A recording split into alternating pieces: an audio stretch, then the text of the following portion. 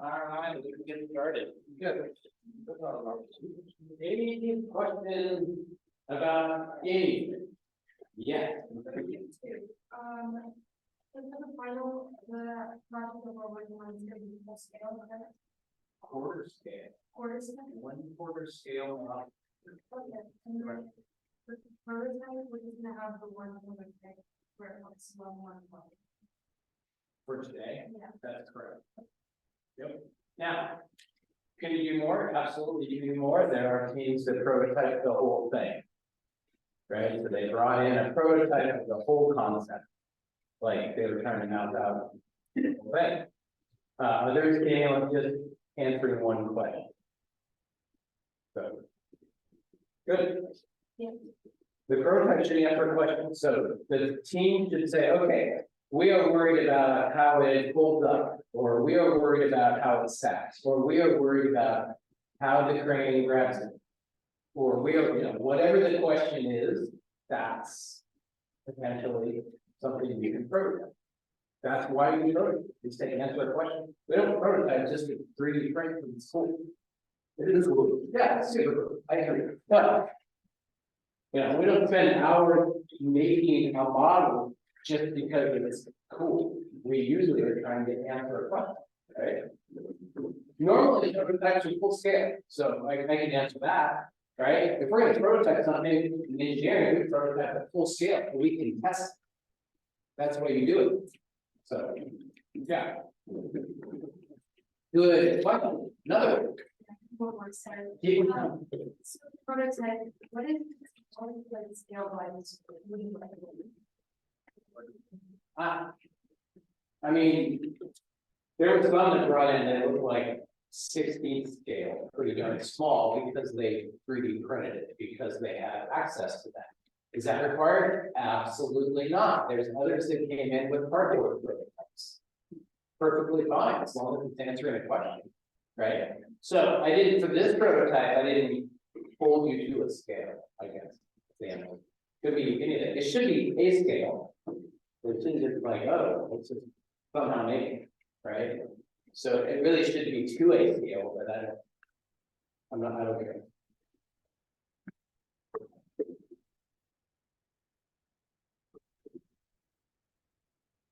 Other questions about anything? Registration, everybody registered for that curve? Everybody knows exactly what they're taking and where they're going and what they're doing. Maybe. Yeah, you should get on that, because costs could go up. When did you register? I think it's open now, isn't it? Yeah. Pretty open then. Yeah, but where? Where are you doing? I can show you. Okay. Yeah. There's a registration button on the homepage of the college. All right, I know I've done civil engineering on a different day, but I thought I'd show you these slides also, because I think this slide pack does a pretty good job of talking about civil engineering, so we'll go through that. Oops, it's not functioning. How about that? Oh yeah, that works. They work to prevent or minimize damage due to natural disasters. I don't think I talked about that before. But how do we do that in our wonderful country? How do we minimize damage due to natural disasters? Safety factors. Safety factors. Don't build things on fault lines. Don't build buildings on fault lines, or do? Don't. That'd be nice, but I think the entire state of California is on a fault line. And we are on a fault line. Anyone know the name of our fault? Oh, Cascadia. Right? It's a big fault. I wanted to use the profanity. It's inappropriate because I'm being recorded. Damn it. Oh. Yeah, so we have so how do we minimize that in this country? Factors of safety, that's true, but there's something else I'm looking for. Testing, that's true, it's not enough. Building codes, that's a big thing. We have prescriptive codes for structures, and we have codes for absolutely everything.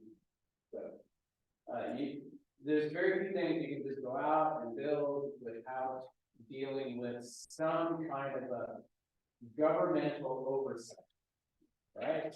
So I know some of us are anti-government, some of us are pro-government, some of us don't even know what government does, but when we have earthquakes in this country, we have a much higher supply of rain than other countries that maybe don't have oversight in this area, right? So that's why we do have that oversight. And it's not just structures. I mean, you can go on and talk about public transportation. You can talk about, planes and buses and cars. The safety envelope of a vehicle is dramatically better than it was. I mean, it's just no comparison. What you can survive, right? And when you're driving 50 years, you're the one that's that happens too. Yeah, so in the built world of land development, it's definitely civil engineers that are forced or required to follow those codes, keeping us all safe.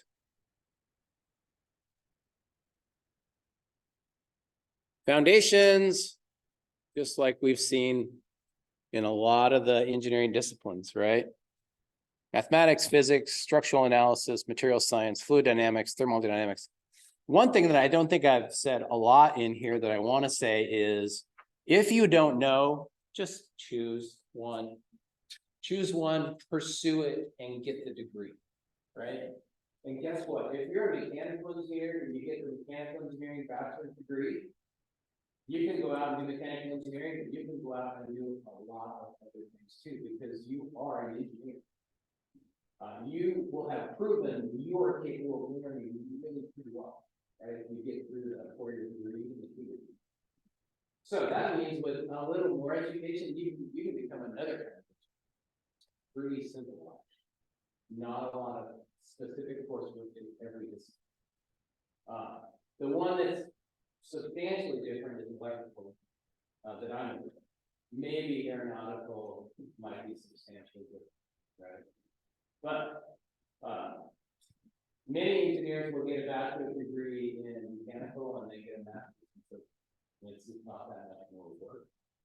And then many mechanicals, you are then, because you're a mechanical engineer, bachelor's degree, you can sit for any professional license that you want.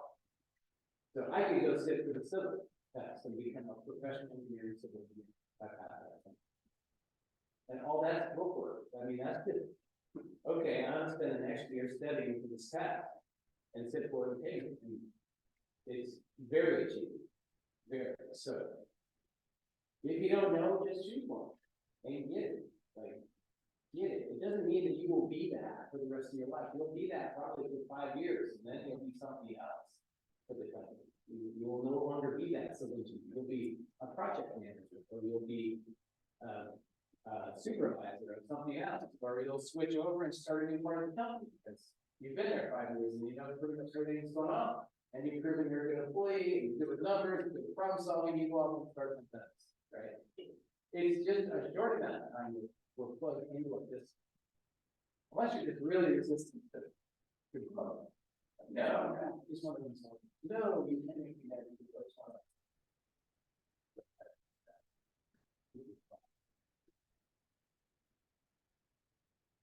All right. Questions? Careers in civil. We talked about that. Bridge design, waterway waste treatment design, traffic control, beach protection. I love it. That sounds fun. Tunnel design. Kiewit had a giant tunneling division. That was super fun. The company I worked for. Mining. Kiewit has a big mining division. Huge mining division. I think it's the biggest division in the company. Wildlife protection. Is Hunter in here? No, he's not in this class. All right, I won't tell that story then. All right, mechanical engineering. Let's do it. Broadest studies in engineering. I'll show you some data on that here in a bit. Design creation of mechanical technologies that benefit society. That's actually in a lot of our canons. We're really supposed to only design and work on systems that benefit society. Yep. That's one of our ethics. So then, like, a lot of engineers will go to work in the, military industry. Like if you went to work for Sandia, you'd be designing bombs. And so, you can, sometimes that will benefit society. There's a theory there, right? So. All right, utilize power to work with all types of mechanical devices and all types of manufacturing and plant designs. So big in the industry of part manufacturing and system manufacturing. So of all kinds of systems. Mathematics, physics, thermodynamics. So if you're going for a 4-year degree, you're going to have many classes in heat transfer. I found those to be super challenging. Really interesting, but very hard, very calculus based. I was very thankful that I was at OIT at that time, and we had a giant heat engine lab, so we could run our calculations and estimations and then go to the exact engine and run it and put little test sensors all over it to see if we were even close to what we were trying to calculate as far as heat transfer goes. So that was very helpful to me. Material science, gears and systems, fluid mechanics, and structural analysis.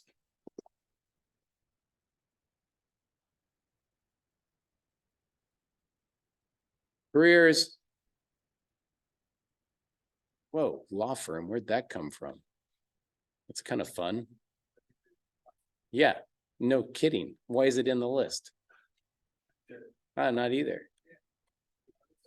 Jet engine design. Wow, that's cool. Mechanical gears, race car design, aircraft design, offshore drilling and natural gas extraction, automotive transportation. Oh, you can be a teacher.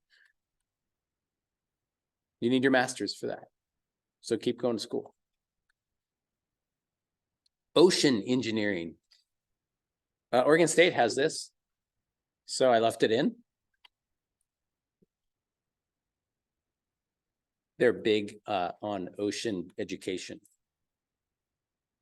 So this, it's struggled in the US, but it's definitely a lot more common in Europe and other countries. So they're harvesting energy from the ocean in pretty big quantities outside of the US. We seem to protect our coastlines more than other countries. So, wind turbines offshore is a great idea. There's lots of wind offshore. It's very consistent wind. You can generate a lot of power, but you have to get the power from the turbine that's offshore to shore, right? So how do we do that? Wires. Yeah, that's how we transport. So if you want to solve a big problem, like figure out how to shoot energy like from one spot to the other, I think it's called a laser, which is a little dangerous. So we need a different way to do it than that. But right now, we don't have any way to transport energy other than wires. Like we're big on putting wires everywhere. So yeah, so if you put a turbine offshore, you got to run wires along the floor of the ocean. Probably you're not going to string it up above the ocean somehow. So there's going to be groups that are going to oppose that because that's going to hurt things on the floor of the ocean. And then somehow it's got to get to on shore, right? So there's a company, a local company called, starts with an S. I think it's Sayer Marine. Sailor Marine, I'll look that up. But it's a local company, and they're actually near my little town. They have an office. I've actually taught SolidWorks there for them. But what they do is they put in all kinds of things. They deal with the ocean and getting things to shore from it. So outside of Kodiak, Alaska, they have some wind turbines in the ocean, and they need to get those power lines on shore, but they didn't want to put them on the floor of the ocean. They wanted to directionally drill and put them in the ground. So this company went out and did that. A bunch of barges, a bunch of equipment on barges, stationed 1 mile offshore Kodiak, did directional drilling and pulled the cabling in from the turbine to on land. Pretty crazy work, absolutely crazy. But yeah, they're making that kind of thing happen. It won't happen down here because we value our sunsets of all things. So people don't want to see a sunset at the beach with a wind turbine in the middle of it. So that means you got to put that wind turbine, like, does anyone know how far you can see when you're in the ocean? Like if you're standing on the beach. It's got like 12 miles. Well, you're close. 15. 3. Yeah, 3. So that's if you're standing at the beach and you're like a normal height human, that horizon line is 3 miles away. But obviously it gets dramatically further if you're off of the, like a turbine would be like 100 feet in the air. You'll see that increase, 20 miles.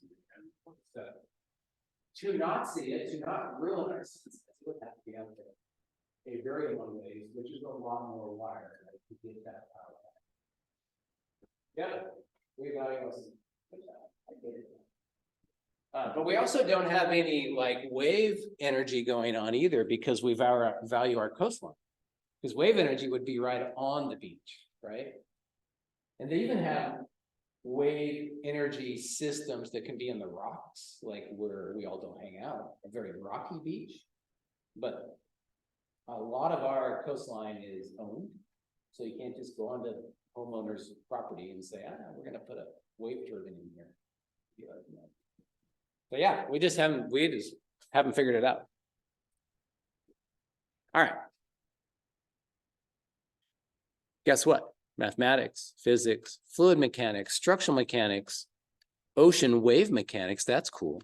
I'd like to study that. Geotech, civil, environmental, civil, mechanics, mechanical, marine structures. I'm going to say that's structural, civil, naval architecture. I guess if you're building some kind of floating boat or something. Yeah. So hopefully you're getting the feel for this, like your fundamentals and no matter what you choose is cross-disciplinary. And you'll be asked to do cross-disciplinary stuff. Yep, all the time. All right, environmental. Let's do that one. Improve the environment, water and air pollution control, waste disposal, public health issues. Environmental engineers also work in conjunction with civil engineers to evaluate the impact construction on the environment. That's every piece of construction will have an environmental involved. Housing development, environmental engineer will be involved.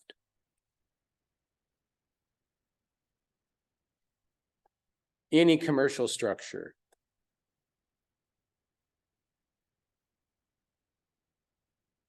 Foundations in environmental, yep, same old, structural, fluid, material science, physics, mathematics. Toss in a few environmental classes. You can just collect degrees. If you guys want to just keep going to school, just collect these things. That'd be so fun. I think that's what a Rhodes Scholar is actually. They just hit the road. Careers in environmental. The one thing about environmental is, I mean, you're going to go to work for a government agency or a large company. So small companies are not going to have environmentals on staff. Small being like, 20, 30 employees type of thing. Probably not going to hold an environmental. Construction companies, if they're big, they'll have environmentals. If they're small, they won't have environmentals. They'll just go get them as they need them, right? So All right. Let's head to the other slide pack. This one starts with, will I have a job? That's always fun. If you're going to go to school for 2 or 3 years to get a 2-year degree in engineering, or 5 to 6 years, all right, 4 to 5 to 6 years for a 4-year degree, right? You want to know if you're going to get a job. Like, am I going to have a job after this? So what I tell students is, if you're a good student, you're definitely going to have a job. There's no question. You're going to have job opportunities. Whether you take that will be up to you. They're not always local, right? Like if you get really specific with your engineering degree and it's really focused, I would think aeronautical engineering would be pretty focused. That's going to go to work for a company that deals with aeronautical stuff, right? Those are going to be a smaller quantity in our area than some other basic mechanical engineering type degrees, right? So the more focused you get sometimes can limit your opportunities just based on the degree you're carrying. So, you know, a lot of engineering jobs are going to advertise for a mechanical engineer, a civil engineer, aeronautical engineer, but then sometimes it'll say other engineering disciplines accepted, right? Because then they're just looking for an engineer and they'll make that person into whatever they have going. So it's a good idea for you to go on to Indeed or a few of the other, you know, searchers and look at the opportunities that are there and what the qualifications are, right? That's a good thing to do. All right. So reasons to choose a specialty. And when I say a specialty, that is like 4-year degree seeking students can sometimes choose a minor or make a minor on their own, right?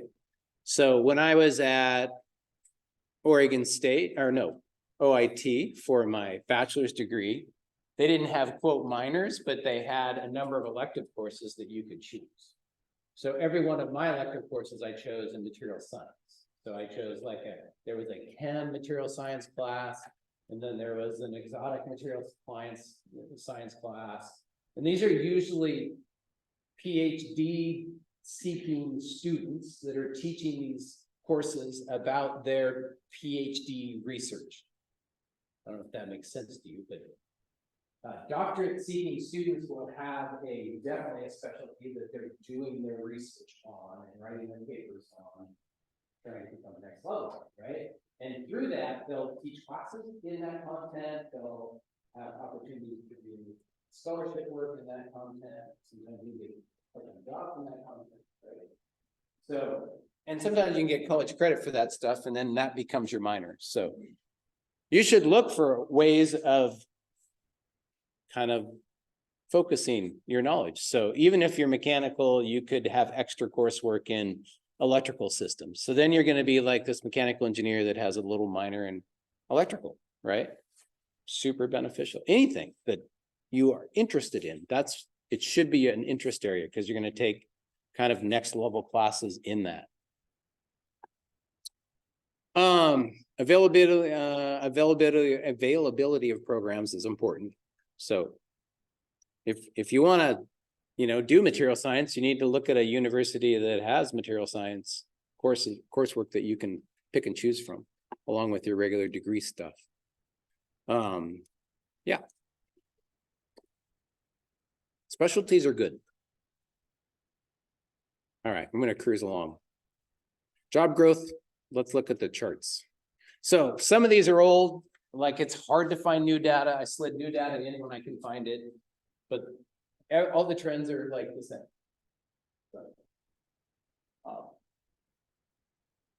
Jobs in 2010, jobs in 2020. You can do jobs in 2030, right? You can do the math to see what kind of increase there is. So, yeah.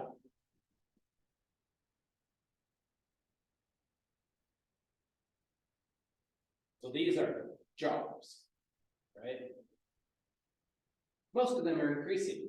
We have a large population that's going to be retiring, that has been retiring, that's got to be backfilled. So There's lots of opportunities and lots of opportunities to come.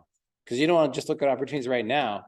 You know, if you're a 2-year student, you want to think about what's going to happen in 2 years, which heck, as we've been shown, anything can happen, right? But the trends are good, always have been. Yeah. You have one just Oregon? Just for Oregon? I don't know. There's a lot in here. Let's cruise it. This is current. So engineering degrees awarded at bachelor's or higher. This is overall growth for jobs protected. So 16 to 26.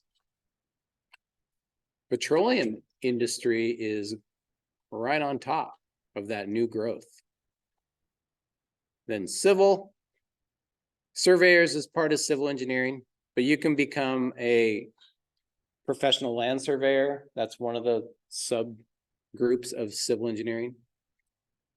So the chart. What's the difference between the percentage for rates and the percentage rate for tanks? Techs are 2-year degree, Okay, got it. 4-year degree.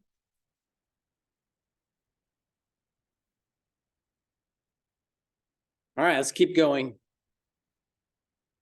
Number of engineering bachelor's degrees by discipline and sex, 2009. So it's pretty old. But let me tell you, it hasn't changed. So.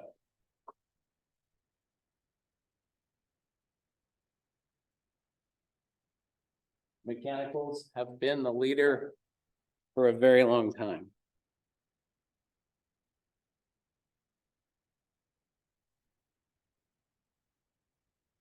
I don't know about that. It's just, you know, how many, if it's aerospace, like. There's more now than there used to be, right? With the whole thing. Like there's a lot of companies manufacturing drones. You know, a lot. But how many manufacture aircraft? You know, there's Boeing, Airbus, and a few others. But there's not almost, maybe in the smaller aircraft, but they're smaller, so they're not as hiring as many. So I think it might. Yeah. All right, bachelor's degrees. So this is your competition, right? Because it is I mean, in the end, when you go for your job, it's a competition. I'm not advocating that now. Not advocating in GE101, but guess what? You know, well, if you graduate at the same time, you probably get an interview with the same company. Yeah, we'll do that. So mechanicals have the most competition. And then lower and lower and lower. Mining's kind of a sketchy area right now because it's, you know, environmentally it's being shut down.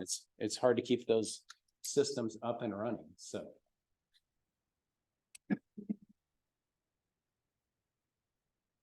Is there a date on this? Oh, yeah. It's pretty good.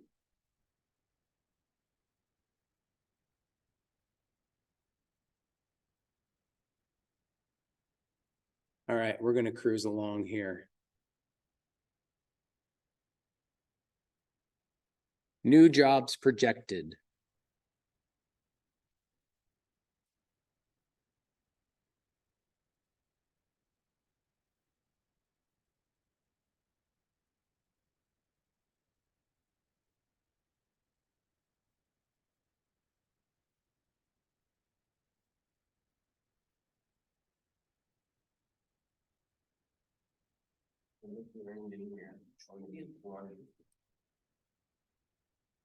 Yeah.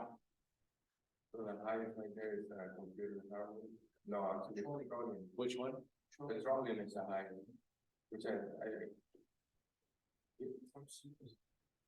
There's some wage information there.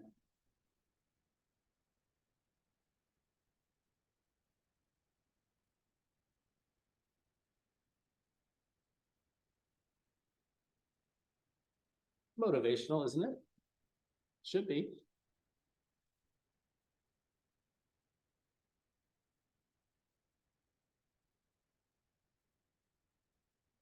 Why would petroleum be up there so high in wage? Look at the profit margins, so.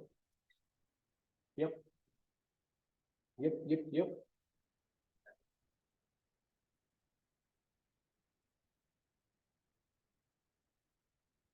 So median annual wage, that's, everyone knows what median is, right? Like the, Yeah, sort of like that. yep. So that's probably not a starting wage, but that's probably a 3 to 5 year wage would be how I would describe it. All right. What else do we have here? How much will I make? Well, there you go. This would be starting, is what I would say this is, and this is 2009.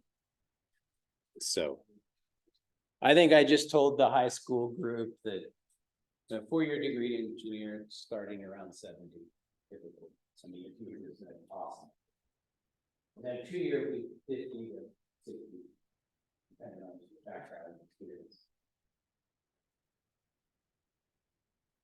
So that's good.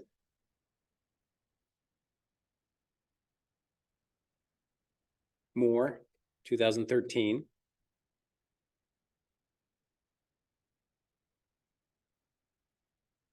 So the engineering technology is the 2-year thing. So that was that data in 2013. And it's about the same. It hasn't changed a whole lot. All right, in demand, highest demand jobs. Look at that.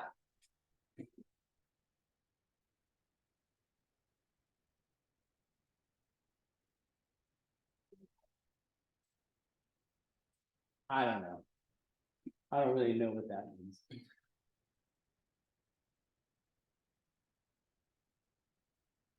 All right, what do you think? Think you'll have a job? Yeah, if you go through a 2-year degree and you're a good student, I'm gonna always add that in. Because I can't place every student that finishes in 2 years. I just can't. I mean, some folks just like C's get degrees. I'm like, oh, that's great, but I'm not writing you a reference because you still can't show up to work on time, which is come to class on time, right? And do basic stuff and get things submitted. Like C's and D's get degrees, but not jobs, typical. Unless we're in a real crush, right? But if you're a good student, you will get an interview for sure, and then it's all you. Right? And a 4-year degree student, if you get through a 4-year degree and you get an engineering degree, even if you're a crappy one, you'll probably get a job. So there you go. And now we're all motivated. Yeah. I do think with green engineers and naval architects is most in demand. I think the top 2, even the top 3 are most in demand because we produce the least amount of them. So if they're just doing percentages, right? If we're making 40,000 mechanical engineers and there's 40,000 jobs, not that in demand, right? Because there's no supply demand issue. But if there's 10 petroleum jobs and there's only 2 petroleum engineers, then those 2 are very in demand. So I think that's how that gets skewed.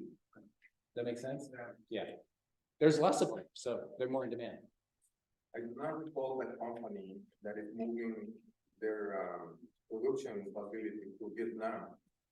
But if Vietnam doesn't have enough electrical engineers and computer engineers, so they are actually paying engineers to go and live in Vietnam for their production facility. Well, I know Vietnam does not have the environment controls we do, so it's probably pretty attractive to them. Does everyone know what we do with our tires? So, yes, no, we don't burn because we don't allow them. We send them to Vietnam and they burn them. I'm like, this is great. But you know what they do with it first? You know what they do with it first? They manually, by hand, tear the steel out. Because you can recycle that and makes more money, right?